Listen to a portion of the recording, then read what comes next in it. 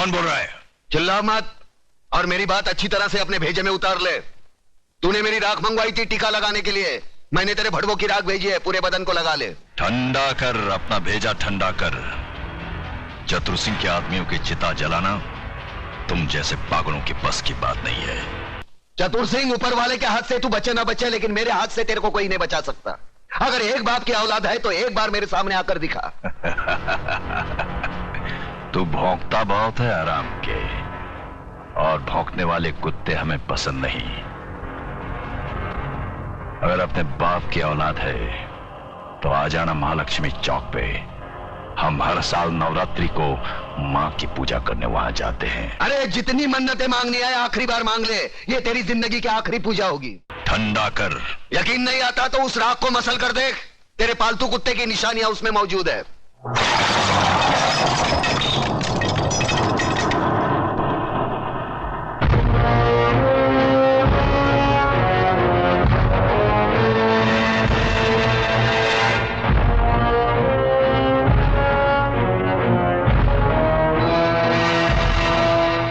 हराम के, तूने जलती हुई आग में हाथ डाला है।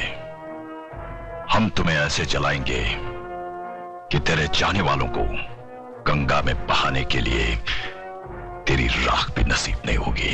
अरे मुझे जलाने की बात छोड़, मैं तो तुझे ऐसी मौत मारूंगा ना तो तुझे जमीन नसीब होगी ना आसमां। क्या? चतुर सिंह का खून? ओ खुदाया, ओरी बाबा, दादा का खून हो गया। किसने किया खून?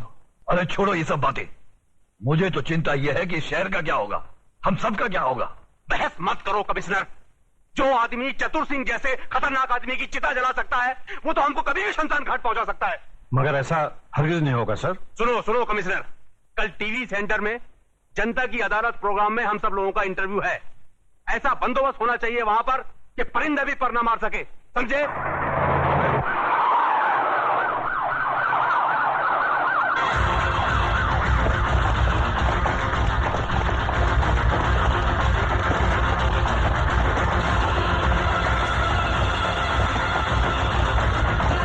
कादर, तो इधर है ना? Yes sir. पांडु जरा पीछे रहे।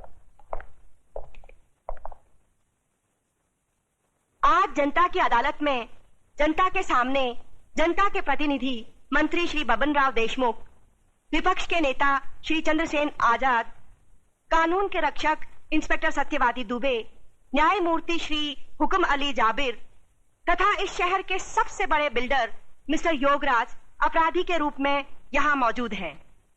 इन सब पर यह आरोप लगाया गया है कि शहर में जो हाल ही में दंगे फसाद हुए हैं, जो हत्याएं हुई थी, वह सब इनकी मिलीभगत थी।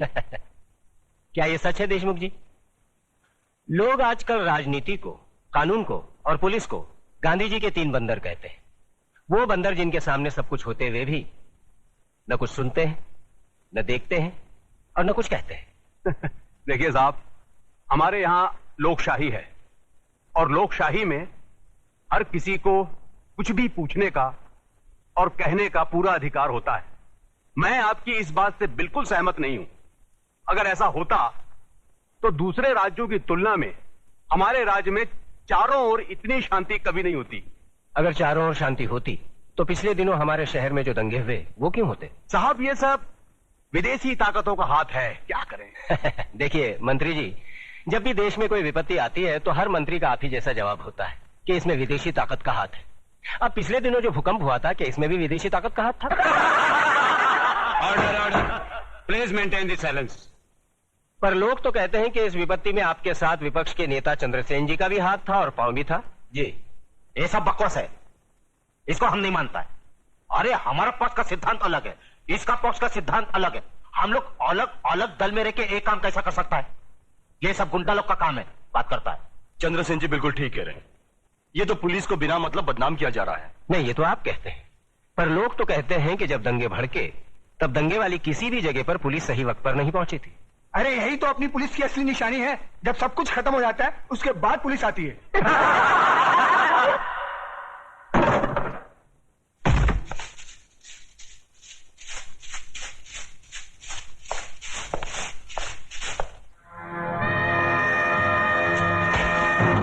यही तो रोना है कि लोग हमें गलत समझते हैं। हमारी योजनाएं लोगों की समझ में नहीं आती। अब आप ही बताइए, झोपड़पट्टी की जगह साफ सुथरी कॉलोनी बने, टूटे फूटे गांव की जगह राहगीरों के लिए रिसोर्ट बने, इसमें देश की तरक्की नहीं है? बोलिए। पर लोग तो कहते हैं इसमें आपकी तरक्की ज्यादा होती है। सारा धन आप सब लोग मिलकर बटोर लेते हैं और डकार तक नहीं लेते।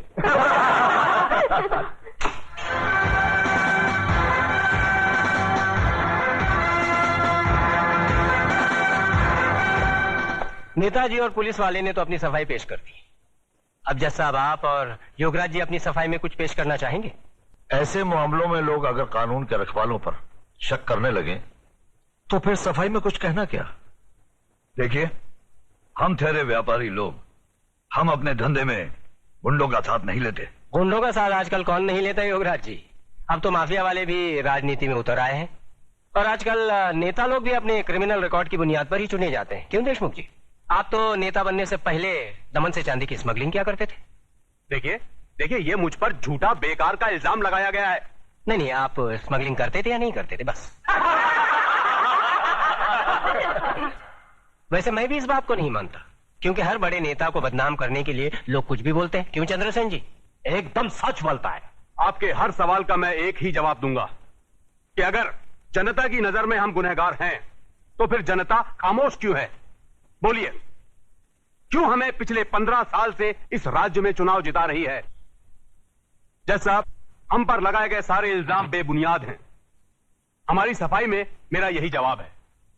अब फैसला आपके और जनता के हाथ में है। सुनाइए। अरे असली अदालत आज तक हमारे खिलाफ फैसला नहीं सुना सकी तो ये जनता की अदालत क्या खास सुनाएगी? देशमुख, तुम कभी कभी सच बोलता है।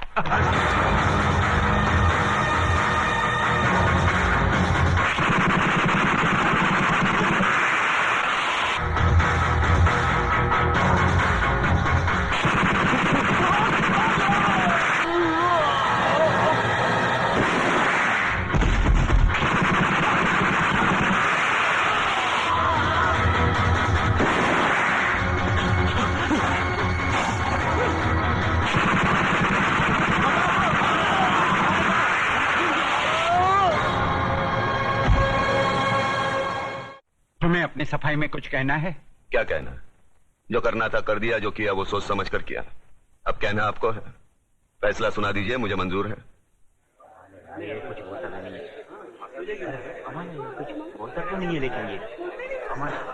ऑर्डर। आज न्यायमूर्ति श्री विश्वनाथ सिंह ने अदालत में मंत्री श्री बबन राव देशमुख, विपक्ष के नेता श्री चंद्रसेन आजाद, न्यायमूर्ति श्री हुकुम अली जाबिर, इंस्पेक्टर सत्यवादी दुबे, प्रख्यात बिल्डर योगराज और कुख्यात सरगना चतुर सिंह चिता के कातिल प्रताप नारायण तिलक को फांसी की सजा सुनाई।